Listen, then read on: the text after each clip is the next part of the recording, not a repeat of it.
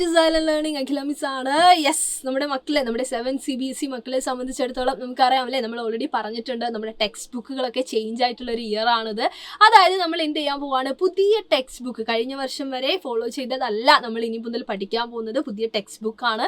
പുതിയ കുറേ മാറ്റങ്ങൾ ആ ഒരു ടെക്സ്റ്റ് ബുക്കിൽ നമുക്ക് കാണാൻ പറ്റും. ഒരുപാട് കോൺസെപ്റ്റുകളൊക്കെ പുതുതായിട്ട് ആഡ് ചെയ്തിട്ടുണ്ട്.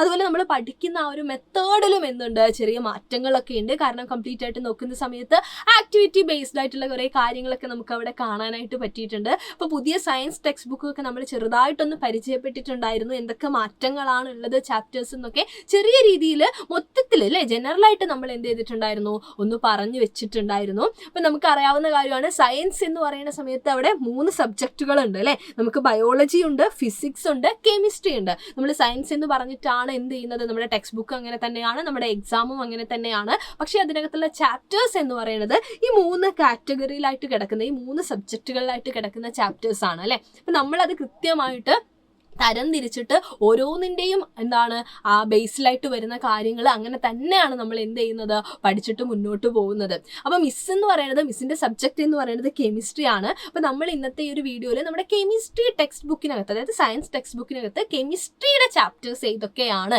എന്തൊക്കെ കാര്യങ്ങളാണ് ഓരോ ചാപ്റ്റേഴ്സിൽ നമുക്ക് പഠിക്കാനുള്ളത് എന്ന് എന്ത് ചെയ്യാൻ പോവാണ്, ജനറലായിട്ട് പറയാൻ വേണ്ടി പോവാണ്. കാരണം എന്തൊക്കെയാണ് പഠിക്കാനുള്ളത് എന്ന് അറിഞ്ഞാലേ നമുക്ക് എന്ത് ചെയ്യാൻ പറ്റുള്ളൂ, കൃത്യമായിട്ടല്ലേ തുടക്കം മുതൽ പഠിക്കേണ്ടതിൻ്റെ ആ ഒരു ഇമ്പോർട്ടൻസും കൂടെ നമുക്ക് മനസ്സിലാവണ്ടേ. അപ്പോൾ ഏറ്റവും പ്രധാനപ്പെട്ട ഒരു കാര്യം നിങ്ങൾ മനസ്സിലാക്കേണ്ടത്, ഈ ഒരു വർഷം നമ്മുടെ 8 CBSE ടെക്സ്റ്റ് ബുക്കും എന്ത് ചെയ്തിട്ടുണ്ട്, ചേഞ്ച് ആയിട്ടുണ്ട്. ഒരുപാട് മാറ്റങ്ങളാണ് അവിടെ വന്നിട്ടുള്ളത്. അപ്പോൾ നിങ്ങൾ ഇനി അടുത്ത ക്ലാസ്സുകളിലേക്ക് പോകുന്നതിനനുസരിച്ച് അപ്കമിങ് ഇയേഴ്സിൽ നമ്മുടെ ഹയർ ക്ലാസ്സുകളിലും എന്തുണ്ടാവും, ഈ പറയുന്ന ഒരു ചേഞ്ച് നമ്മൾ എക്സ്പെക്ട് ചെയ്യുന്നുണ്ട് അല്ലേ. അപ്പോൾ CBSE സിലബസ് എന്ന് പറയുമ്പോൾ ഒരുപാട് പഠിക്കാനുണ്ട് നമുക്ക്. അപ്പോൾ അതിൻ്റെ ബേസിക് ആയിട്ടുള്ള കാര്യങ്ങളൊക്കെ ഇപ്പോഴേ നമ്മൾ എന്ത് ചെയ്യണം, സെറ്റ് ചെയ്തിട്ട് മുന്നോട്ട് പോകണം. ഇല്ലെങ്കിൽ അത് നമുക്ക് ഒരുപാട് ബുദ്ധിമുട്ടുകൾ ബോർഡ് എക്സാം ഒക്കെ ആകുമ്പോഴേക്ക് നമ്മൾ ഫേസ് ചെയ്യേണ്ടി വരും അല്ലേ. അപ്പോൾ ഇവിടെ നിങ്ങൾ ആലോചിക്കുക, നമ്മുടെ കെമിസ്ട്രിയിൽ ഈ ഒരു പുതിയ ടെക്സ്റ്റ് ബുക്ക് പ്രകാരം നമുക്ക് 3 ചാപ്റ്റേഴ്സ് കാണാൻ വേണ്ടി പറ്റുന്നുണ്ട്. അതിൽ ആദ്യത്തത് എന്ന് പറയുന്നത് exploring substances, acidic, basic and neutral എന്ന് പറയുന്ന ഒരു ചാപ്റ്ററാണ്. ഈ ഒരു ചാപ്റ്റർ സത്യം പറഞ്ഞു കഴിഞ്ഞാൽ കഴിഞ്ഞ വർഷവും ആസിഡ് ബേസ് സോൾട്സ് എന്ന് പറയുന്ന ഒരു ചാപ്റ്ററിൻ്റെ പേരിൽ ഇതിനകത്തുള്ള കുറേ കോൺസെപ്റ്റുകളൊക്കെ കഴിഞ്ഞ വർഷത്തെ ടെക്സ്റ്റ് ബുക്കുകളിലും ഉണ്ടായിരുന്നു. പക്ഷേ ഈ പ്രാവശ്യത്തെ ടെക്സ്റ്റ് ബുക്ക് നമ്മൾ നോക്കുന്ന സമയത്ത് കുറച്ച് ചേഞ്ചസ് ഒക്കെ വന്നിട്ടുണ്ട്. അതുപോലെ തന്നെ കുറച്ച് ആക്ടിവിറ്റീസ് ഒക്കെ എന്ത് ചെയ്തിട്ടുണ്ട്, ആഡ് ഓൺ ചെയ്തിട്ടുണ്ട്. കോൺസെപ്റ്റുകളൊക്കെ ക്ലിയർ ആയിട്ട് അതേപോലെ ആണെങ്കിലും കുറച്ച് കാര്യങ്ങളൊക്കെ നമ്മൾ എന്ത് ചെയ്യേണ്ടതുണ്ട്, ആ പഠിക്കുന്ന രീതിയിലൊക്കെ കുറച്ച് മാറ്റങ്ങളുണ്ട്. അപ്പോൾ നമ്മൾ മനസ്സിലാക്കേണ്ടത്, നമ്മുടെ വരുന്ന എക്സാമിനും ചിലപ്പോൾ എന്തുണ്ടാവും, ഈ ഒരു ചേഞ്ചസ് ഒക്കെ അവിടെയും ഉണ്ടാവാനുള്ള ചാൻസ് ഉണ്ട് അല്ലേ. അപ്പം അത് മുൻകൂട്ടി കണ്ടുകൊണ്ട് വേണം നമ്മൾ എന്ത് ചെയ്യാൻ, ഈ ഒരു ചാപ്റ്റർ നമ്മൾ പഠിക്കാനായിട്ട്. അപ്പോൾ ഈ ഒരു ചാപ്റ്ററിൽ നമുക്കറിയാം, ഇപ്പം ആസിഡ് എന്ന് പറയുമ്പോൾ ആസിഡിന് കുറേ പ്രോപ്പർട്ടീസ് ഉണ്ട്, ഫിസിക്കൽ ആൻഡ് കെമിക്കൽ പ്രോപ്പർട്ടീസ് ഉണ്ട്. അതുപോലെ തന്നെ നമ്മളുടെ ബേസിനും ഈ പറയുന്ന പോലെ കുറേ പ്രോപ്പർട്ടീസ് ഉണ്ട്. അപ്പോൾ അത് തമ്മിലുള്ള ഡിഫറൻസും അതെങ്ങനെ നമുക്ക് ഐഡൻറ്റിഫൈ ചെയ്യാൻ പറ്റും എന്നുള്ള കാര്യങ്ങളൊക്കെ നമുക്ക് നോക്കാനുണ്ട്. ആൻഡ് ന്യൂട്രൽ അല്ലേ, നമ്മുടെ സോൾട്സിനെ പറ്റി നമുക്ക് എന്ത് ചെയ്യാനുണ്ട്, ഈ ഒരു ചാപ്റ്ററിൽ നമുക്ക് പഠിക്കാനായിട്ടുണ്ട്. ഈ രണ്ടാമത് വരുന്നത് എന്ന് പറയുന്നത് the world of metals and non metals. ഇപ്പൊ the world of metals and non metals എന്ന് പറയുന്ന ചാപ്റ്റർ, ഈ പേര് പോലെ തന്നെ നമുക്ക് ഈ പറയുന്ന നമ്മുടെ ചുറ്റുപാടും നമ്മൾ നോക്കിക്കഴിഞ്ഞാൽ ഒരുപാട് മെറ്റൽസ് ഉണ്ട് അല്ലെ. ഇപ്പൊ ഒരു എക്സാമ്പിൾ പറയുകയാണെങ്കിൽ ഗോൾഡ്, കോപ്പർ, അയോൺ, ഇതൊക്കെ മെറ്റൽസ് ആണ്. അപ്പൊ ആ മെറ്റൽസിന്റെ കുറെ പ്രോപ്പർട്ടീസ് നമുക്ക് ഇവിടെ നോക്കാനുണ്ട്. അതേപോലെ തന്നെ നോൺ മെറ്റൽസ്, ഇപ്പോൾ ഓക്സിജൻ ഒരു നോൺ മെറ്റലാണ്, അതിൻ്റെ ഇമ്പോർട്ടൻസ് നമുക്കറിയാം. അപ്പോൾ നോൺ മെറ്റൽസിനെ പറ്റിയുമൊക്കെയാണ് നമ്മൾ എന്ത് ചെയ്യുന്നത്, ഈ ചാപ്റ്ററിൽ ഡിസ്കസ് ചെയ്യുന്നത്. ഇവിടുത്തെ ഒരു ഇമ്പോർട്ടൻസ് എന്ന് പറയുന്നത് നമ്മുടെ 7 CBSE മുൻ വർഷത്തിൽ ഇല്ലാതിരുന്ന ഒരു ചാപ്റ്ററാണിത്. അപ്പോൾ പുതുതായിട്ടുള്ളൊരു ചാപ്റ്ററാണ്. അപ്പോൾ നിങ്ങൾ ആലോചിക്കുക, പുതുതായിട്ടുള്ള ചാപ്റ്റർ ആഡ് ചെയ്തു. അപ്പോൾ ഒരു ചാപ്റ്റർ തന്നെ പുതുതായിട്ട് വന്നിട്ടുണ്ടെങ്കിൽ എന്തോരം കാര്യങ്ങൾ പുതുതായിട്ട് നമുക്ക് അവിടെ പഠിക്കാനുണ്ടായിരിക്കും. അത് അങ്ങനെ ആഡ് ചെയ്തതിന് പിന്നിൽ തന്നെ ഒരുപാട് ഉദ്ദേശങ്ങൾ ഉണ്ടായിരിക്കും അല്ലേ. അപ്പോൾ വളരെ ഡീറ്റെയിൽ ആയിട്ട് ആ ചാപ്റ്റർ നമുക്ക് എന്ത് ചെയ്യേണ്ടതുണ്ട്, പഠിച്ചെടുക്കേണ്ടതുണ്ട്. ആൻഡ് ഫൈനലി നമുക്കുള്ളത് changes around us, physical and chemical ആണ്.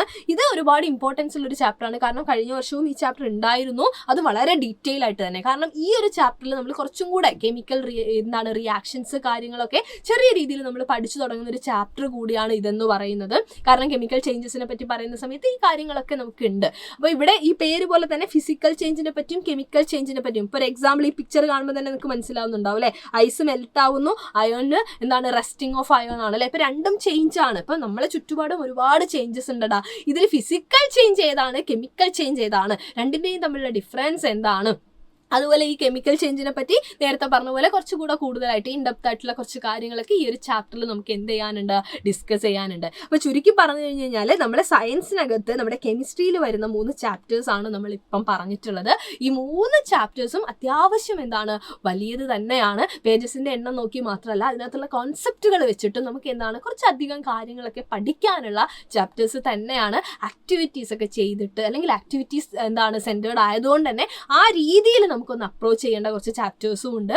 അപ്പം നമുക്കിതെല്ലാം ഉഷാറായിട്ട് ഈ ഒരു വർഷം എന്ത് ചെയ്യണം, പഠിച്ചെടുക്കണം. അപ്പം ചാപ്റ്റേഴ്സിൻ്റെ പേരൊക്കെ ഞാൻ പറഞ്ഞു കഴിഞ്ഞിട്ടുണ്ട് അല്ലേ. ഇനി വരുന്ന ക്ലാസ്സുകളിൽ നമ്മൾ എന്ത് ചെയ്യും, ഇതിനകത്തുള്ള ഓരോ ചാപ്റ്ററും നമ്മൾ പയ്യെ സ്റ്റാർട്ട് ചെയ്യും. ലൈവ് ക്ലാസ്സുകളൊക്കെ നമ്മൾ തുടങ്ങും. അതുപോലെ തന്നെ കുഞ്ഞു കുഞ്ഞു വീഡിയോസിലായിട്ട് നമ്മൾ ചെറിയ ചെറിയ കാര്യങ്ങളൊക്കെ എന്ത് ചെയ്യും, പഠിച്ചു തുടങ്ങും. അപ്പം നിങ്ങൾ ചെയ്യേണ്ടത് എന്താണെന്ന് വെച്ച് കഴിഞ്ഞാൽ, നമ്മുടെ ക്ലാസ് 7 CBSEയിൽ നിങ്ങളുടെ ഫ്രണ്ട്സ് ഉണ്ടെങ്കിൽ അവരുടെ അടുത്ത് പറഞ്ഞിട്ട് എന്ത് ചെയ്യാൻ പറയാം, നമ്മുടെ ചാനൽ സബ്സ്ക്രൈബ് ചെയ്യാൻ വേണ്ടി പറയണം. കാരണം എന്നാൽ മാത്രമേ നമ്മുടെ ലൈവിൻ്റെയും ക്ലാസ്സുകളുടെയൊക്കെ നോട്ടിഫിക്കേഷൻസ് ഒക്കെ മക്കൾക്ക് എന്ത് ചെയ്യുള്ളൂ, ഈ ഒരു ചാനലിൽ കിട്ടുള്ളൂ. ചിലപ്പോൾ 6 CBSEയിൽ കഴിഞ്ഞ വർഷം ഓൾറെഡി ചെയ്തിട്ടുള്ള ആളുകളായിരിക്കും. അപ്പോൾ അവരും എന്ത് ചെയ്യണം, അതിനി അടുത്ത ക്ലാസ് അത് മാറിയല്ലേ, അപ്പോൾ നമ്മൾ എന്ത് ചെയ്യണം, 7 CBSE സബ്സ്ക്രൈബ് ചെയ്യണം, അത് മറക്കരുത്. അപ്പോൾ നിങ്ങൾ റെഡിയാണ് പഠിക്കാനായിട്ട്, ഈ ഒരു അക്കാദമിക് ഇയർ അടിപൊളിയായിട്ട് ഉഷാറായിട്ട് പഠിച്ച് സെറ്റാക്കാനായിട്ട് നിങ്ങൾ റെഡി ആണെന്നുണ്ടെങ്കിൽ, യെസ് ഞാൻ ചോദിച്ചിരിക്കുകയാണല്ലേ, ആർ യു റെഡി എന്ന് ചോദിച്ചിരിക്കുകയാണ്. അപ്പോൾ നിങ്ങൾ റെഡി ആണെന്നുണ്ടെങ്കിൽ റെഡി മിസ് എന്ന് പറഞ്ഞിട്ട് എന്ത് ചെയ്യുക, ഒന്ന് കമൻറ്റ് ചെയ്യുക. ആൻഡ് ഈ പറഞ്ഞ കാര്യം നിങ്ങളുടെ ഫ്രണ്ട്സുമായിട്ടൊന്ന് ഷെയർ ചെയ്തിട്ട് അടിപൊളിയായിട്ടിരിക്കുക. നമുക്ക് ഒരുമിച്ച് എന്ത് ചെയ്യാം, പഠിക്കാം. So thank you so much and by.